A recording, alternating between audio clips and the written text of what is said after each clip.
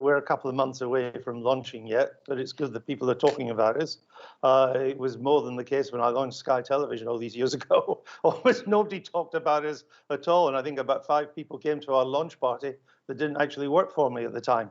And I don't think we'll have that problem this time, but it is frustrating too when people smear something that hasn't even broadcast. And you know, if you look at my track record as a journalist, I will have nothing to do with disinformation, nothing to do with conspiracy theories, nothing to do with fake news. Anybody who follows my Twitter line will see that from the moment I came off air, having anchored the BBC's live election coverage in November, the presidential election, I never at any stage gave any credence to the idea that Mr. Trump had won the election, that in fact in every case he lost, 50 court cases, his own party in Georgia admitting he'd lost 2. So I don't want to go down that road. And by the way, I would say to our investors, just look at what that's led to, a multi-billion-dollar lawsuit against Fox News for going down these absurd conspiracy theory roads.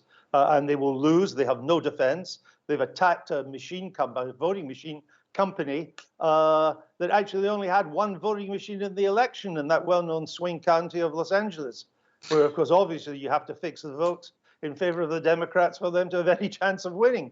So I don't want to go down that road at all. My proposition is broadly that the existing broadcasters come from largely the same ideological space, a center-left view of the world, some more left than others. It's a metropolitan collectivist view of the world. That's fine. I think at their best, they are still, when the big stories come, they report impartially, but the selection of stories, the attitudes they often take come from a general agreement. I'm not sure, outlook in the world. It's not just me saying it. Mark Thompson said it when he was Director General of the BBC. Alex today has virtually sort of said the same thing. Andrew Marr has said that it is.